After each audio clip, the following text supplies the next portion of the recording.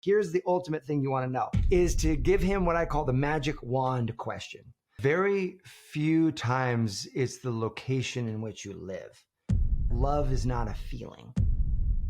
Hi everyone, and welcome to this podcast in partnership with Smartcast and Najahi Events. More about our awesome sponsors later. Okay, today's episode is all about relationships, love, romance, and finding the right man. So this one's particularly for you ladies and guys you might want to listen into. My guest today is Matt Boggs, okay? He's the executive director of the Brave Thinking Institute and has helped millions of people around the world attract love and develop fulfilling relationships. He's also the founder of a revolutionary system of attracting love called Manifest Your Man. Oh, sounds good. Okay, and Matt's YouTube channel has grown to be one of the largest in the world with over 88 million views.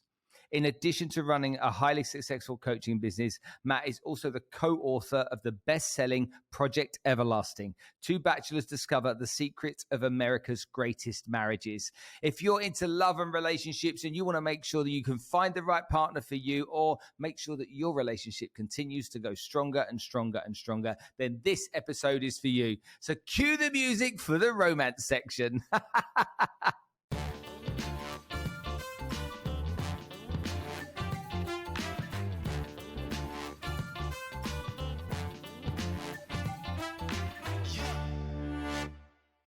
Organizations such as Smartcast, who are solving the problem of food security in the world, have supported this podcast because they believe in the mission that I'm on.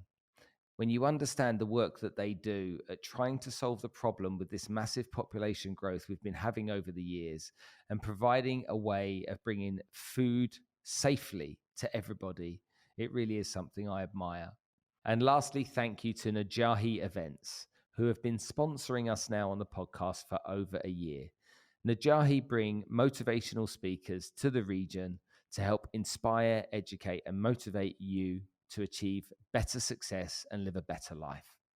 So Matt, thank you so much for coming to join us on the show today. Today's kind of like, I'm feeling a bit of love in the air, feeling a bit of romance in the air. So I know there's going to be many of my audience that are listening going, what's this guy got to say? How's he going to help us? Because my relationship's in the pits.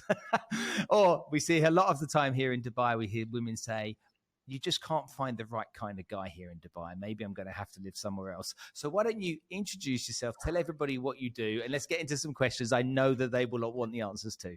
I don't think that's just Dubai. I think that can be considered a global phenomenon, global statement. Women saying, we're all the good men. I can't find my man. And what's fascinating is that was that question actually that launched me into what I do, because I wanted to find the love of my life. I'm a romantic, whatever way I was born and raised and wired up, I always valued relationships above other things. I think it was because, growing up, I would see examples of people who had all the money in the world, but they were crotchety and grumpy and not having any fun. They didn't have anybody to share the money with, like to go have adventures. And I linked up real early that if you're going to be massively successful, the only thing that makes it worth it is the quality of the relationships that you have to share those experiences with. Like at the end of the day, who's around your deathbed? What's the depth of love that you felt in this world?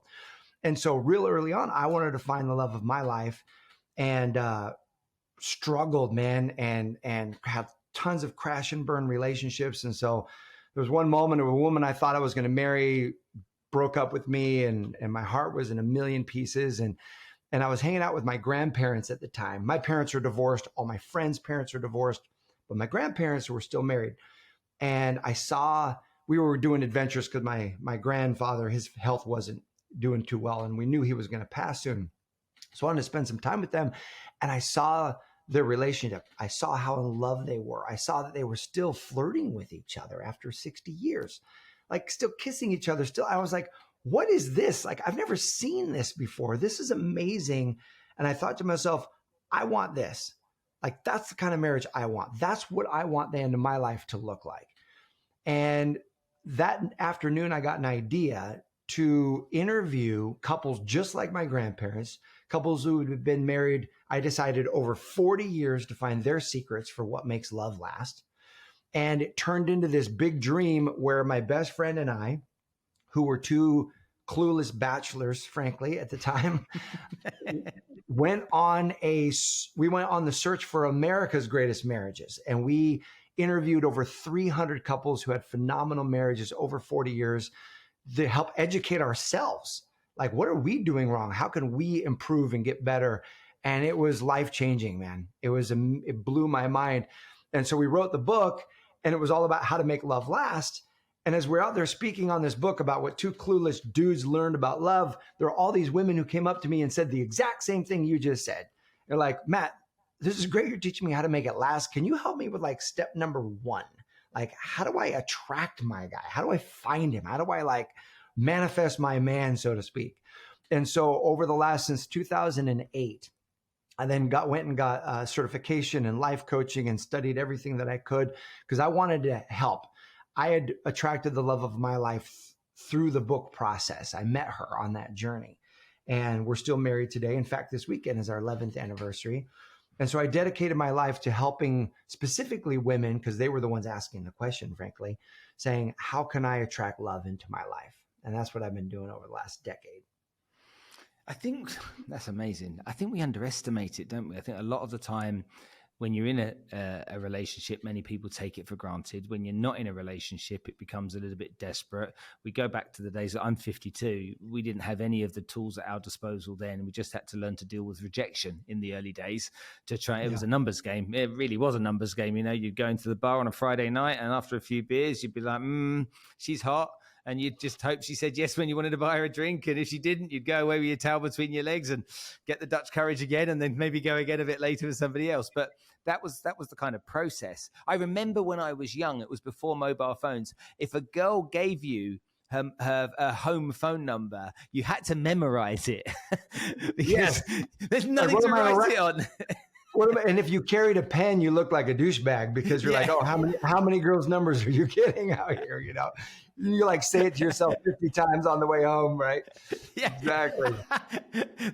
And then somebody would answer the phone when you called 2 days later, and it would generally be the mum or the dad, and they'd be like, "What do you want?" Yeah. You have to get through the dad to get to the girl that you want to talk to, for sure. And then you'd always remember that in the house there would always be other phones in other bedrooms, and so you'd be having a chat with someone and you hear a click, you know, and that somebody had picked the phone up to either make a call or to listen into the call as well. I can't believe I'm saying this out loud. These are all these memories that are coming flooding back. Okay. So let's just first of all talk about this journey. So I want to dig into that first of all. You went on a 12,000-mile journey and you interviewed 300 couples, husband and wife couples. Was there a trend all the way through it, a behavior pattern, a level of respect, an aspect of fun, something about it that's unusual that kept them together? What was it? Had they worked hard at making sure both of them worked to keep the relationship going, or were they older couples that came from a generation where till death us do part meant exactly that? Yeah, that's a really good question, because you want to be careful that principles that worked then, ideologies that worked then, are they even applicable today? And how can we use some of these ideas and strategies? And the beautiful part is, as human beings, there are timeless principles that work. And, you know, we see it across different theologies and philosophies and just success principles in general. And that's what I think, you know, your show is so great at capturing, and saying, okay, what are the things, no matter when you learn them, you can use them today and they will impact you today. And so there were a couple of really, really important ideas. One was the level of commitment and it's not about till death do us part from the standpoint of I'm going to suffer through something horrible. Because what I didn't expect coming was many of the couples we interviewed, it was a second marriage that had lasted 40 years. They got out of the first marriage. It wasn't what they wanted. It wasn't happy.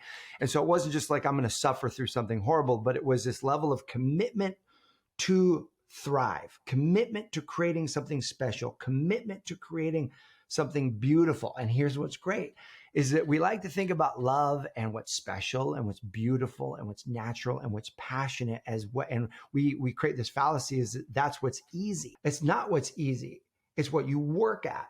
It's what you commit to. It's what you say, I'm going to create this result in my marriage. And like anything, I think we tend to, many of us tend to think that relationships just have to flow. They just have to work out, but we're willing to bust our ass to write a best-selling book. We're willing to bust our ass to grow a business. We're willing to bust our ass to get a degree or whatever it is, put in late nights, grind. But how often do people associate that work ethic with creating something phenomenally deep and passionate? Usually they don't. It's either going to be passionate or it's not. And so one of the great lessons I took was these couples would often talk about the work to thrive, the work to create an amazing marriage. And the work was about how, and commitment, right? So here, how can you measure two great indicators to what everyone's committed to? You can take a look at these two things and find out what people's priorities are in their life. In other words, what they're committed to. Take a look at their calendar and take a look at their checkbook. Where are they spending their time and where are they spending their money?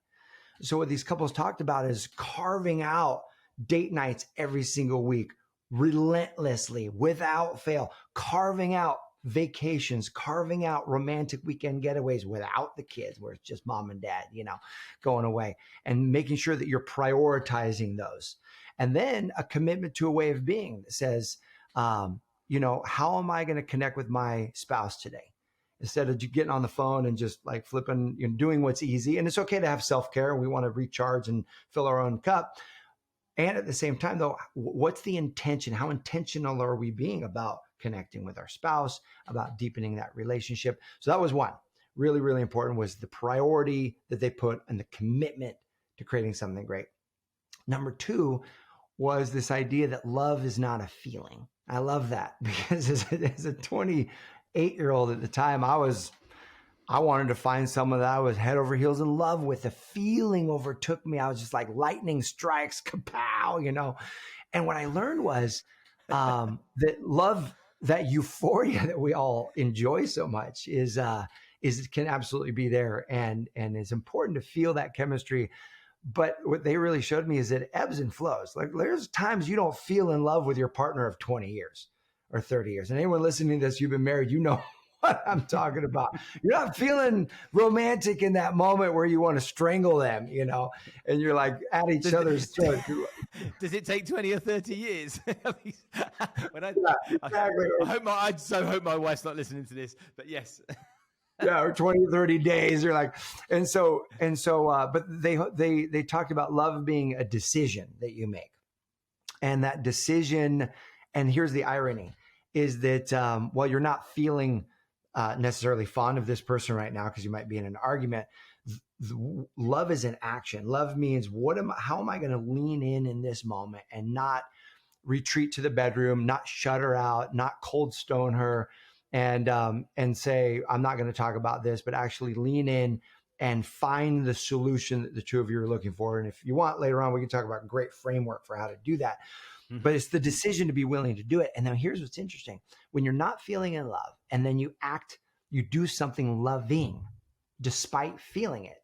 So you write her a little note that says how much you're thinking about her, or you just decide to think how much you're going to admire, what you admire about her, what you're grateful for, or what you're grateful about him, what you're grateful for, whatever the case is. When you decide to act loving, the love feelings follow.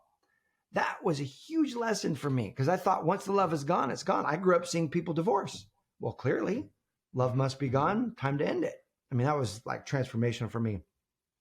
And the third one was every single couple talked about this, and I did not see this coming. And frankly, I didn't get how to do it early on when I originally wrote the book, but later learned, and that is the power of respect. And that the number one principle they all talked about was respect, because you can have respect without romantic love, but you cannot have romantic long-term love without respect. And respect is this like baseline. It's like the hard deck that a pilot's not willing to fly below because it gets real dangerous. When the respect goes away, all of the connection goes away, the attraction goes away. Eventually, like I've often say, what do men want more than sex in a relationship? Like, is there anything that we want more than sex in a relationship? And most people say, no, man, like that's it, man, just want sex.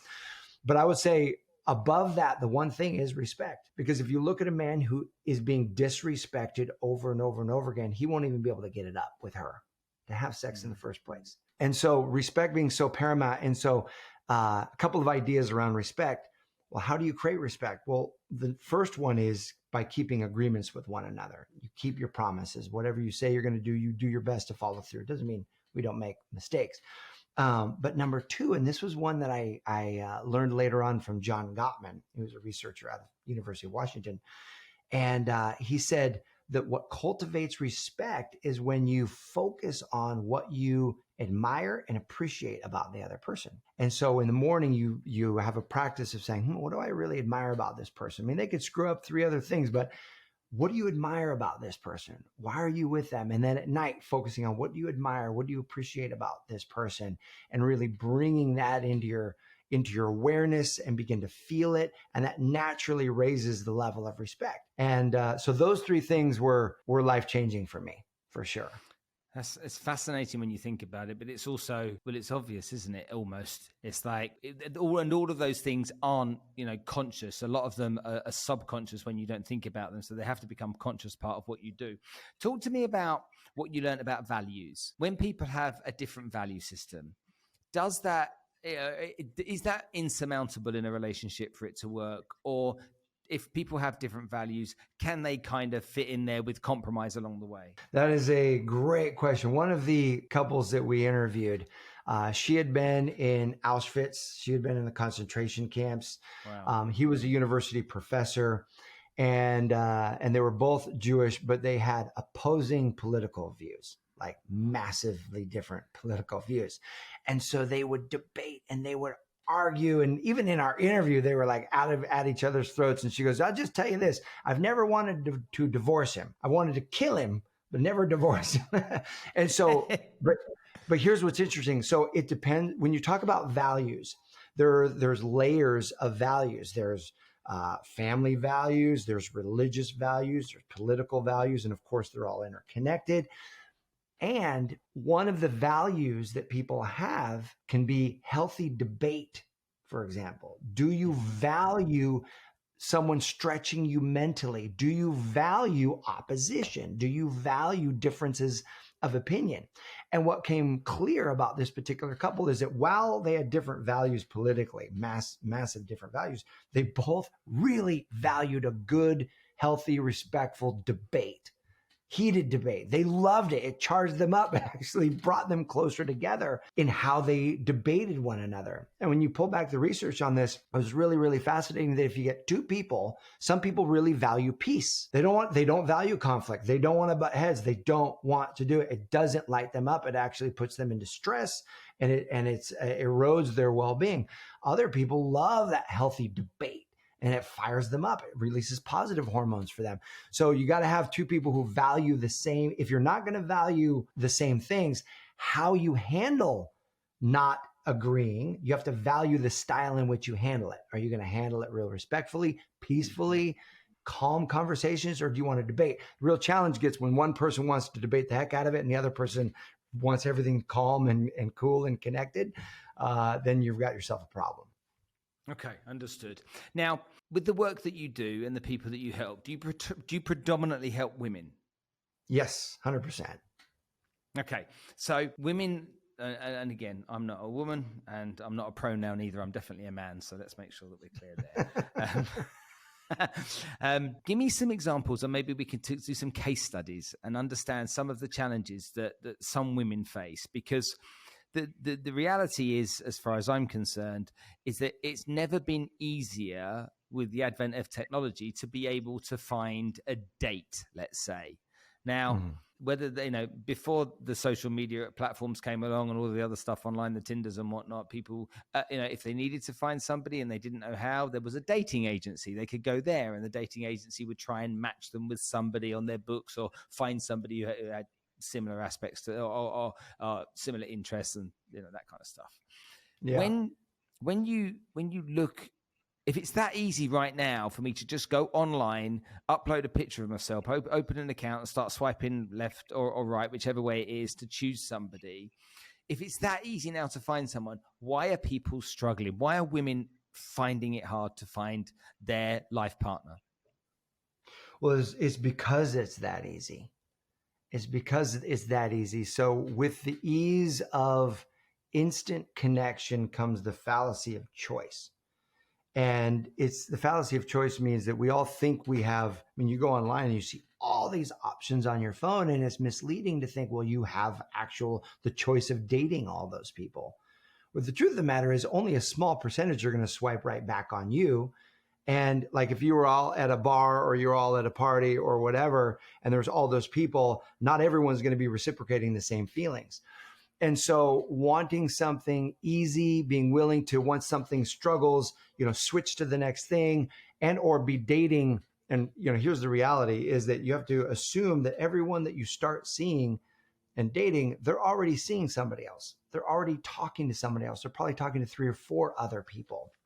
And so that becomes one of the challenges. But I think the bigger challenge even of that is the fact that most of the people, I'm guessing around, what's the age range of your listeners? Who are we talking to? We're talking to the 25-year-old person, or are we talking to the person who's over 30, 40, 50 and above? 30 to 45.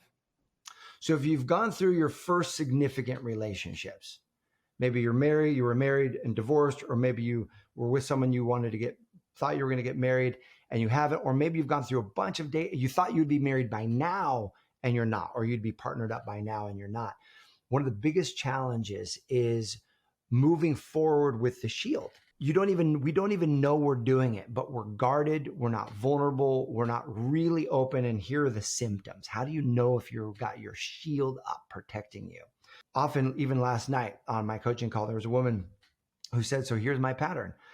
I either will attract men that I'm not interested in. I'll go on a date. I'm just not interested. There's no passion. There's no chemistry. And the guys that I do like, there's no passion or chemistry with them and me. Like they like, either I don't like them or they don't like me. The ones that I like, they don't like me. And so what's interesting about that is, here's what happens. That is the subconscious mechanism keeping you safe. Because as long as you don't like somebody, then you don't have to really get into an intimate relationship. And as long as you go for the ones that you know aren't going to like you or won't reciprocate for you, and generally it's typically, they tell you right up front that they don't want a relationship. Like they're not really available for a relationship. They just want a fling, or they just want whatever. And so those are the ones that you feel more chemistry for. And it's a subconscious mechanism ultimately to keep you safe from getting hurt. And so in that moment, people go into this cycle of frustration and pain. They're not finding someone that they like, and things don't work out, and guys ghost them and don't call them back, and they're never really partnering up. Or they don't have the important conversations early on in the date, like first date kind of conversations, to determine whether or not you two are a good match. Do you share the same vision for what you want in the love life? And so the key here is to really begin to open your heart, to heal. And that starts with healing the past. There's a whole way to do this. You heal the past from from the anger, from the resentment, from the betrayal, from the hurt, all of that. And then lean into really opening your heart to find an authentic connection. And I'll give you an example of this. There's a woman named Jennifer, who is a Stanford professor in her 40s, never partnered up, but wanted to have kids. So she decided to do in vitro fertilization with a sperm donor and had 2 little boys. And so she's got these beautiful little boys. And her challenge was that she was ultimately really afraid of getting hurt. So she'd go on these dates, never have chemistry. And so working on the process of how do you really open your heart, heal the past, she began to heal the betrayal that she had had in the past, the abuse that she had had in the past, and do that healing work, felt grounded, really began to source where her true source of love comes from. It doesn't come from a man, but it comes from the infinite, her connection to her higher power. And so she felt really grounded in that and started dating again, and ended up dating this guy. And the first time in like 3 years, felt chemistry. Now, this guy wasn't everything she wanted. She's pretty tall, and he wasn't as tall. She wanted a guy who was a little bit taller, but he was smart and he was fun, and they had a great time. They dated for many weeks, and maybe like after a few dates, the 2 of them kissed. And I remember on the phone, she was like, Matt, I felt so much chemistry, man. This man's an amazing kisser. I feel so great. And part of the work that she had done is detaching that he can be her source of happiness. He is her source of love and all of that. And if he works out, great. But if he doesn't work out, there's someone even better still. She was like, I have to believe that if someone doesn't work out, I'm not going to find someone worse. I've got to be finding someone better. She began to imprint that belief in her. So here's what happened. A couple weeks after they kissed, they were still dating, having a great time. He calls her up and says, hey, Jennifer, I want to let you know that I have met this woman. She's in her late 20s. She's super sexy. And while you're the kind of woman I want to marry, this is the kind of woman I want to sleep with. And she wants to be with me. And I can't pass up this opportunity. And I respect you too much to not be honest with you. So imagine how you feel in that moment, right? Like, she's like, I just wanted to punch him in the effing face, right? Like, dude, how lame is that? But on one hand, but she said, so I decided to focus on the positive. At least he was honest with me. Yeah. At least he told me the truth. I'd much rather have that. And so for all the men listening, women would much rather have you tell them the truth that you're not interested anymore versus ghosting them, the truth that you met someone else instead of ghosting them. It's way less painful for them to hear the truth than it is to be ghosted. And so I know the ladies right now are going to be, amen. They're going to write you in, Spencer, and be like, yes, I want that, even though it's more painful. So Jennifer said, you know what? There's got to be someone better. She goes, Matt, in a previous life, I would have been on the floor crying. I would have spent a month depressed over this guy because it was the first guy in 2 years that I liked. She goes, instead, I thought, okay, how would I feel if I truly believed there was someone better? She was like, I'd actually feel excited because that guy was pretty damn good. He was pretty amazing. If there's someone better, I'd actually feel excited. She goes, what would I do if I really believed there was someone better? She was like, I'd get online. And so she got online that night. She messaged the hottest guy that she could find. He messaged her right back. The two of them talked that night. She was like, wow, this guy's actually pretty awesome. They met up the next week. They totally hit it off, had amazing chemistry. They, after a few dates, kissed. It was even better than the guy before. And guess what? This new gentleman, his name's David, is tall, dark, handsome, everything that she wanted physically. And he wanted to be a dad. Like, one of his greatest joys was to be a dad. And remember, she had 2 little boys. And so he stepped into that situation, poured love on the boys. The 2 of them fell in love. The 2 of them got married. Actually, she just sent me the photo of the 2 of them married last week. And so that's an example of a woman who had struggled for years, holding up the shield because she was afraid of getting hurt and afraid of having too much baggage with the kids and all of that, deciding the main thing that she did was shift her mindset around the meaning of what it meant to be fully open and what rejection meant, and it changed everything. Wow. Okay, I've got to dig deeper into this kind of stuff. Okay, so what kind of mistakes do people make on first dates? What are the kind of like the avoidables, but you just see it happening over and over again and you're like, why me? I'll give you an example of that. A friend of mine went on a first date with a girl in LA, actually. And on that first date, she said, just want you to know, okay, I want 2 kids, a boy and a girl. I'm only coming on this date because I want you to understand I want to get married and have a family, and that's a goal of mine. If that's not where you want to be, we're wasting each other's time. And he said to me, really shook me why she said it so quickly, 3rd date, 4th date maybe, but it just came out straight away. I don't think we'd had our starters. And he said it put me off. They ended up getting married. Okay, they did end up getting married. Wait a minute, hold on. We didn't see that one coming. They ended up getting married? And had 2 kids together. He said to me when she said it, I shit myself because no one had ever said that. Now, is that a mistake to do that? Okay, we know the outcome worked out. Okay, but as per the textbook and your experience, is that kind of thing a mistake, or is it better to play it cool on those first dates? So here's the mistake: being afraid to make a man shit himself.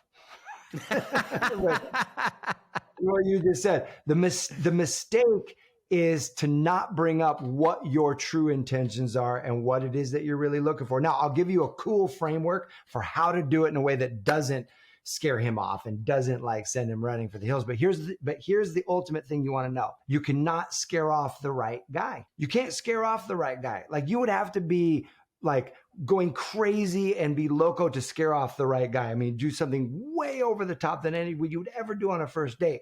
But most women play it so safe. They try to get the guy to like them on the first date. They try to answer the questions. I mean, not just women, but men, and we all do this. If we really are attracted to someone, we think this could be a great partner. We're like, how do I put my best foot forward?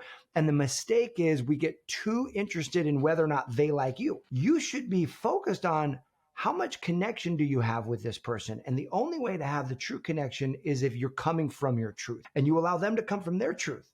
And what that means is you're not trying to water down any value differences. You're not trying to water down your preferences. You're just saying, hey, here's who I am and here's what I'm about. So a great question they can ask. So here's what's funny. I thought when you first started that story, it wasn't going to end that way, but you said, oh, she said that, and then the two of them got married. Yeah, so while it almost sabotaged it, it didn't, because it's really hard to screw up the right thing. It is hard to screw up the right thing. Clearly, that was the right thing. So a little bit more nuanced, sophisticated way to ask that question or to share what you want is to give him what I call the magic wand question. And so this is like 3/4 of the way through the first date, but you don't want to do this on the fourth date. And I'll tell you why in a moment. You don't want to do it later on. Earlier, the better. And after you guys have connected and had fun and laughed and talked about common interests and all of that, you say, hey, and you kind of get flirty with him and or her. And you say, guys, you can use this for women as well. And you say, hey, can I ask you kind of a personal question? And that is a pattern interrupt right there. It like draws them in. They're like, oh yeah. And so you got to be fun and playful with this. Just the energy has to be fun and playful. If it's heavy and serious, it won't work the same way. So you're like, hey, can I kind of ask you a personal question? And he'll be like, yeah, what's up? And you're like, before I ask you though, you have to promise that you are going to be 100% honest. Like no watered down answers. You just tell it how it is. Are you in for that? And they'll be like, okay, yeah, I'm in for that. All right. And you say, look, if I gave you a magic wand and you could create anything you want for your love life, like anything you want, what would you love? Where do you see yourself like 3 years from now? What would you love? And let them answer. Almost everyone, number one, being primed to be honest, they're going to tell it to you straight. And number two, after answering that question, they're going to ask you. Well, okay, that was what you got. What if I give you a magic wand? What would you want? So they're going to answer it. Then they're going to ask you. If they don't ask you, you could say, do you mind if I share with you my magic wand answer? And they'll say, sure. So that you're both sharing what it is that you would love. And from that standpoint, share your vision. But here's the key. Detach it from him. The reason your friend almost shit himself, as you said, is because he thought she meant him. Like, I want to get married and I want to have 2 kids. Like, and he's like, am I the guy? I don't know if I'm the guy. Like, I don't know if I'm ready for that. And you got to detach it from him. So you put the energy kind of like out there somewhere. You say, if I met the right person, what I would love to be in a passionate marriage with 2 kids and where we're both supporting each other and share a vision. See, what she also shared was probably very stale. Marriage, 2 kids, like very robotic and like just factual. Put the energy into it. She was Russian. Okay. So, but put some energies, like, what would you love and describe it? Like, I love to have an amazing, passionate relationship where we have sex and we're super flirty with one another and we like do adventures together and we travel and we're this and that. But you're saying it as this, like, if I met the right person, this is what I would love. And you say, so that's what I'm about. And let me tell you, this is what my wife did for me. And she was literally kind of like looking off. We were sitting in the car and she just said, you know what? I think I'm ready for something more meaningful. I'm tired of just playing around and having flings. I'm ready for something a bit more meaningful. And really what I would love is it. And I could tell it wasn't about me. She didn't even know me. It was like a first date. She wasn't even really looking at me. She was like off describing a vision. And I thought to myself in that moment, because I was on the fence, I was enjoying dating, nothing serious, but I also wanted that in my life eventually as well. And so I remember thinking to myself, what she just described sounds pretty awesome. Maybe I'm the guy. Like, maybe I'm ready for that. Maybe I could be that guy, but there was no pressure on me. If you do this on date 4, after you've gotten to know each other really well and after you feel all connection and then you share your vision, it feels way more like you're sharing it because you want that person to be the one in the vision. Gotcha. Yeah, that makes sense. The age group of women that typically would come to you for help, is it older, or is it still very young women that are just they're 25 years old and they're thinking body clock, babies, need to get that sorted out? What type of client do you have? Spencer, I can tell just by you saying that it's been a while since you've talked to a woman about her biological clock, because they're not thinking that way at 25, but at 38, they're thinking that way for sure. And that's this is interesting. Okay, so we've got a good example list. I've got I won't say her name to protect her, but she's a good friend of mine, married a DJ, ended up that relationship had to go. She knew for all of the reasons that it had to go. His lifestyle was not conducive to their life. She was a day worker. He was a night worker. That didn't work. Good people though. And then she ended up with another DJ. And that relationship went on for a couple of years. And she's like, it's not the right relationship. This is wrong again for similar reasons in the past. But she then became incredibly overwhelmed because she's 38 and she wants to have a baby. And so she's now, what do I do? And she's in that place. Mm-hmm. How on earth am I going to find the right person? And so I think what then happens is you start to try and apportion responsibility or solutions somewhere external to you. So her example was, I need to leave here and go and live in another city where I'll probably find the right kind of guy for me because I can't find the right kind of guy here, rather than sitting saying, okay, there's me, I've got to do some work on me to fix me. Yeah. And there probably is the right guy here. So with her example, what kind of advice would you give her? Yeah, very few times it's the location in which you live, especially with dating apps these days, and the fact that you can put your radius so wide. And I'll give you a story at the end of this example that demonstrates that. So the first, and this is very difficult because the emotional charge on wanting to have a family is so deep. I mean, it's one of the deepest desires people can have is the desire for children. And the challenge is the fear of not having kids one day connects you to a frequency of results that perpetuates the fear. That's the challenge, is when you're in this state of fight or flight and you're in this state of anxiety around, and you're in the state and what that creates is rush energy. You're trying to rush the dates. You're trying to discern real quickly because you don't have time to waste. All of that sabotages the efforts. So the first stage is to take all the steps that you can to help calm your nervous system around the timeline, because trying to rush never works.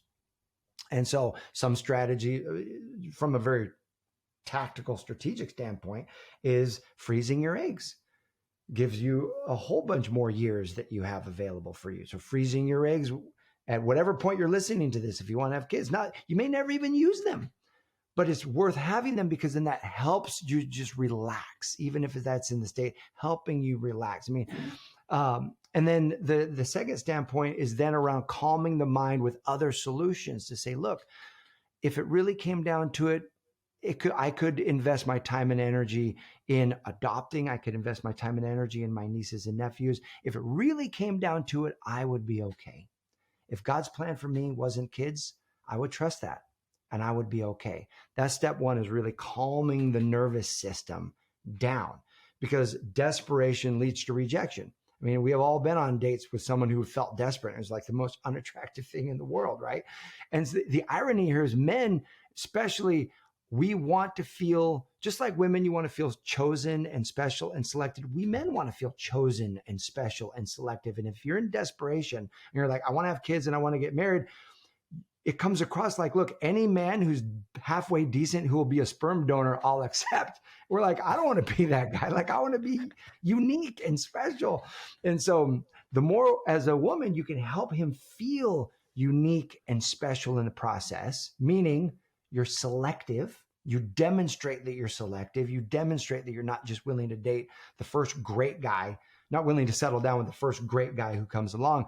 The more it will actually build attraction with him.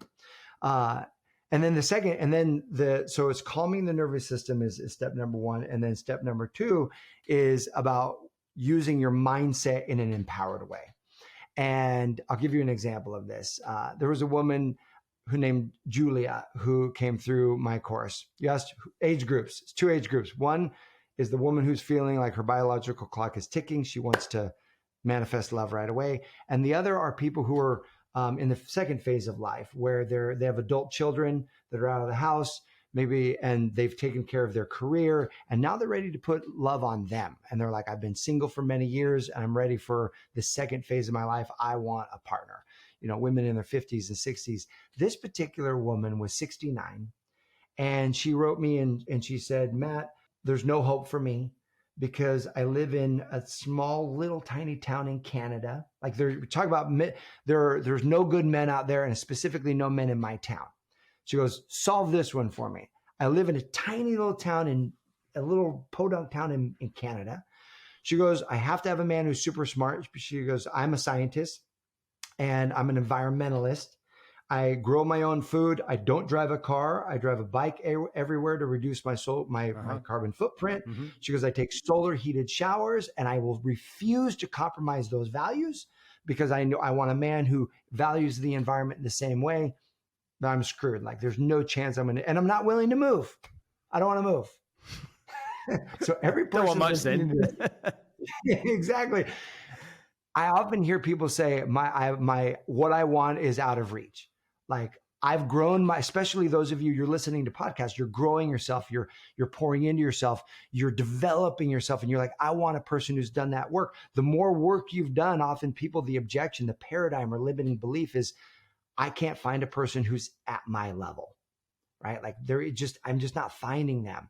And so know this, regardless of, here's what I believe in my heart, my truths of truth is the desire you have for a partner is the counterpoint of their desire for you.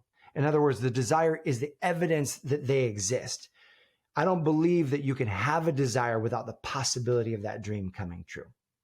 That's my personal belief. And so I held that with Julia, and we worked the system, we worked this process. And staying in that field of believing, she was taking all the steps and doing all the things. And one day a phone call came in that said, Julia, I just had a conversation with someone that I think you need to meet. His name is Ian. Oh, and by the way, when Julia told me all those things, I said, and she thought I was going to be like, there's no way you have to bring down your expectations and standards. Instead, I said, well, what else, Julia? What else do you want? What do you really want? And she laughed and she got a little shy and she goes, well, if I can be honest with you, what I really find attractive is not only the environmentalist and super smart and the person who wants to live in my hometown and kind, but that he wears a kilt. I find men in kilts.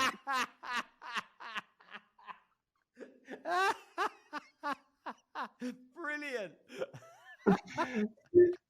She goes, I find men in kilts so sexy. And for those of you men wearing kilts, just know there are women that want that, baby. You just find it sexy. So I said, all right, well, let's hold the image. Let's hold the image. So friend introduces her to Ian. Ian is a mathematician. Well, not Scottish. He's a mathematician, super smart. Ian is an environmentalist, rides a bike, solar heated showers, grows his own food. Ian doesn't live in the small town that she's in, but he was born there and always wanted to move back. The two of them met, the two of them fell in love. And on their wedding day, she wrote me this later. She goes, on my wedding day, she goes, Matt, I turn the corner to walk down the aisle. I see Ian, and they got married like 7 or 8 months after they met. She goes, we never talked about this. I didn't know his heritage. She goes, he was standing in the front in a kilt. No way. There he is.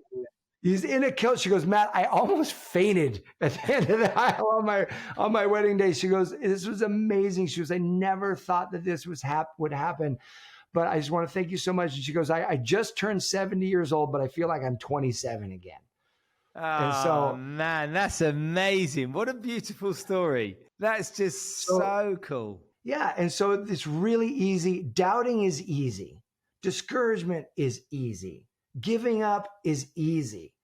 What's not easy is keeping the faith. What's not easy is getting back out there with an open heart again. But guess what? The people who have the extraordinary love stories are the ones who earn it. That's really interesting, because as you say that, I think about other people. So in my parents retired to Cyprus, and they're in their late 70s, and they've got some friends whose husbands have passed away, and they're single now. And these ladies, they're lovely, they're really lovely ladies. And there's one lady that was like really, really looking for love. She's like really struggling to find love, and her son had made her buy 4,000 Bitcoin 10 years ago.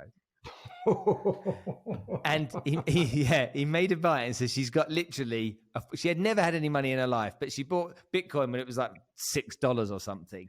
Anyway, she's got this Bitcoin. She didn't know what to do it for. And then obviously it also made a lot of money. She said, finding a guy so hard, it's, I'm like, I sat down with her one night. I said, what are you looking for? What is it you're looking for? She went, well, a heartbeat's a good place to start, she said. And I'm like, okay, fine. Well, she said, look, I want him to be fun. I want him to enjoy the people I enjoy. I want him to have a level of independence. I don't want to be kind of like, I've been quite independent myself for some time. So I want him to be, have his own interests as well outside of just us, And then my dad's a bit like that. He plays a lot of golf. And so he goes off, plays golf a lot. Mum goes to yoga and stuff like that. She goes, yeah, I want that kind of stuff. And I'm like, why have you not been able to find it? I said, you're here on Cyprus. This is where British people come to retire. Income tax is really low here. The numbers of retirees is high. There's obviously people that lose their partners too. And what she was doing, she really hadn't looked at finding ways of meeting new people. She developed this relationship with a community of people, my mum and dad and their friends basically, and hadn't gone outside of that group. And all of that group really were either married or in relationships. And so I'm like, why can't we just take up a couple of new activities? Why can't you learn to play canasta? Why can't you learn to, do something else where you can meet new people in a different way? You're in a community where there's lots of people like that. And she was like, you know what? I'll try that. Now I went back 6 months later and I saw her, and she'd been on 3 dates in the time between. And I'm like, what happened? She's like, Spence, one of them found out I had money. I had to get rid of him. That didn't last very long. She said that the other two were nice. They weren't right, but they were nice. I said, but how did it make you feel? She said, it gave me hope. And whilst I'm still single, it gave me hope. And it's changed my hopelessness into hope. And, do you know what? One of them told me I was a really good kisser. And I'm like, oh, don't say that to me. You're like 75 years old. So, there you go, man. Love never dies. Those emotions never die. I love it. That's beautiful. I'm going to tell you a story right now that I've told only my closest friends, and now the whole world is going to hear it. So this is love for older people. So I had a big farmhouse in the UK that my parents used to go stay at, and they had a bedroom for them. And so they stayed at my house one weekend or 1 week or something when I was away. And I said to my folks, did you stay at the house? Yes. I said, did you stay in your bedroom? They're like, well, where else would we sleep? I said, I don't know. There's something, I worried that you'd slept in my bed. And I just think it was a bit weird if you two had slept in my bed in the house. And my mum went, well, don't be so ridiculous. She goes, why? Do you think we'd have sex in your bed or something? I was like, oh, Mum, that's a horrible thing to think about. But, yeah, basically. She said, look, we did not have sex in your bed. We would not have sex in your bed.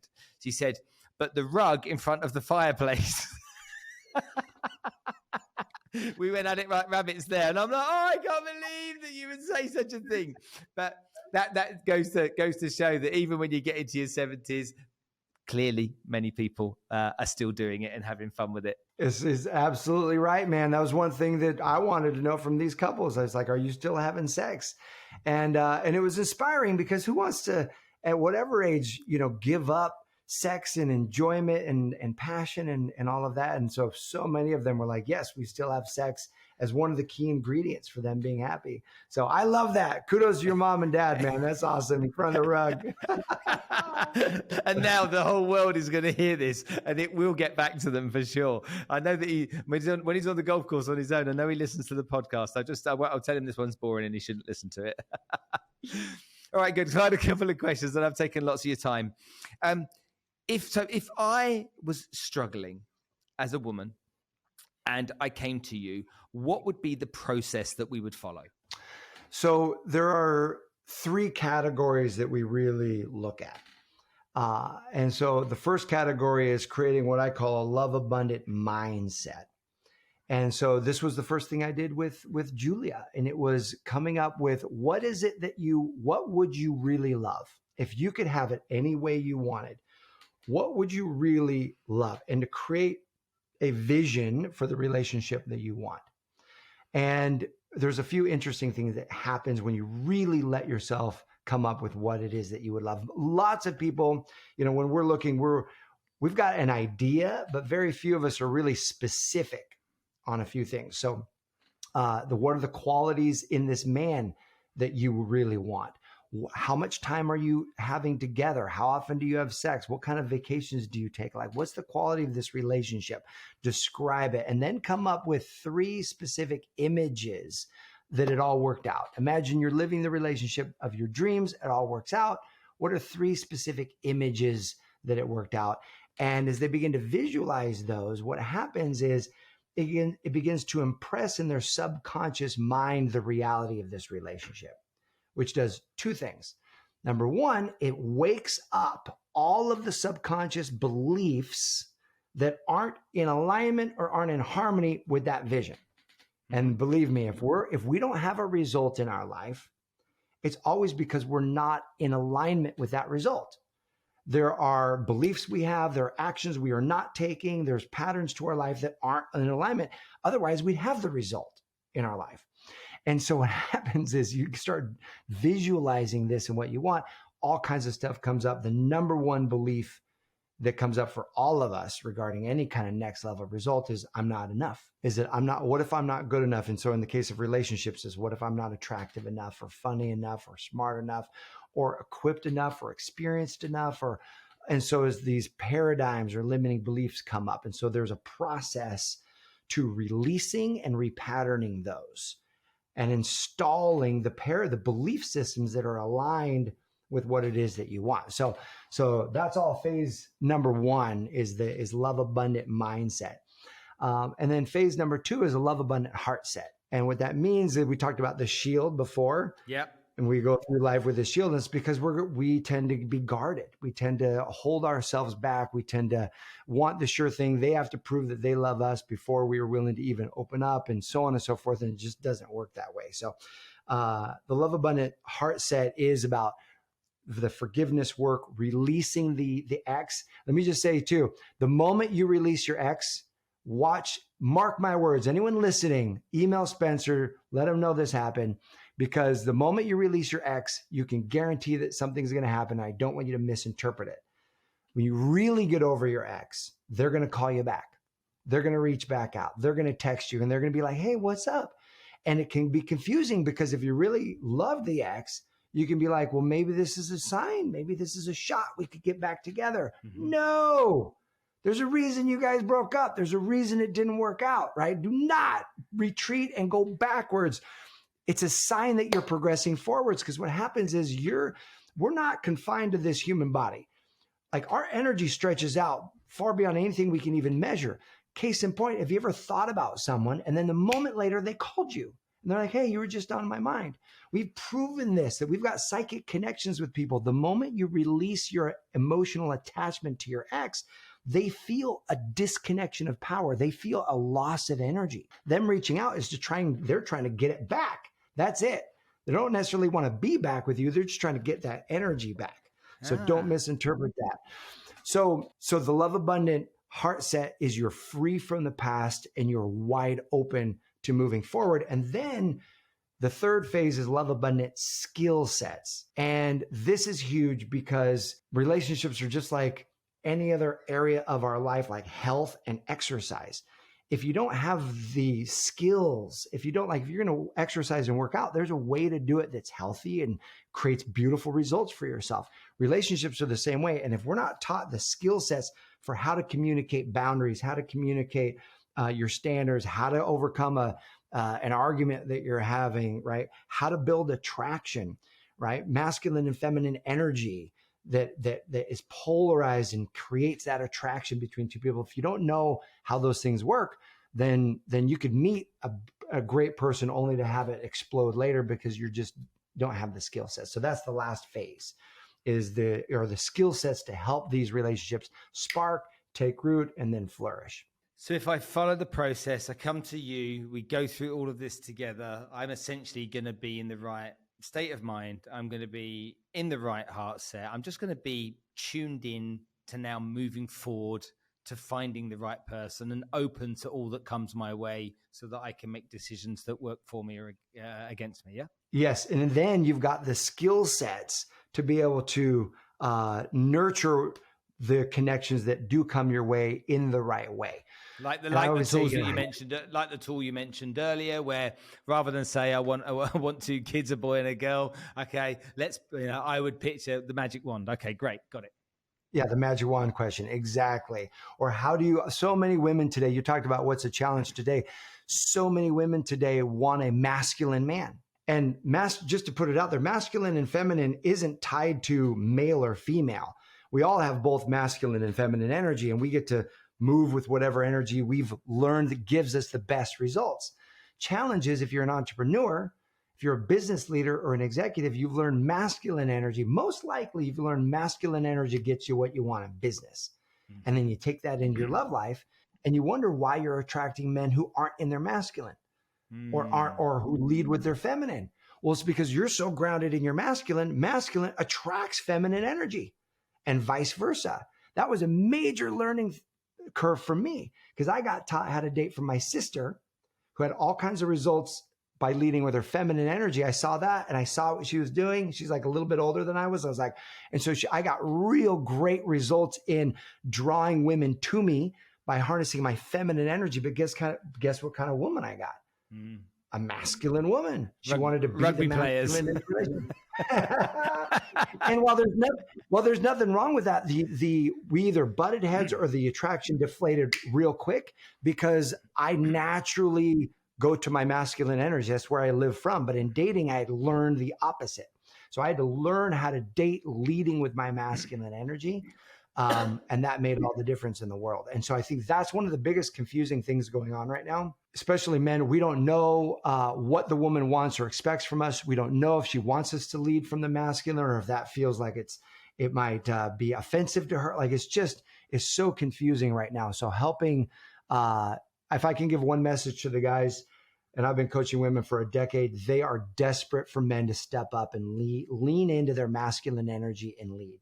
Masculine energy is not machismo. It's not diminishing or aggressive energy that makes the feminine passive or steamrolls her. No. That's toxic masculinity.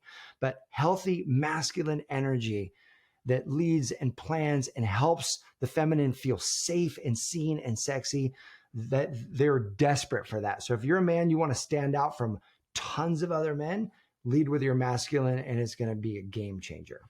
All right, there's some tips for the guys there as well. What a great chat I've had tonight. Matt Boggs, thank you so much for coming to join us on the show. That was fantastic. Thanks, Spencer.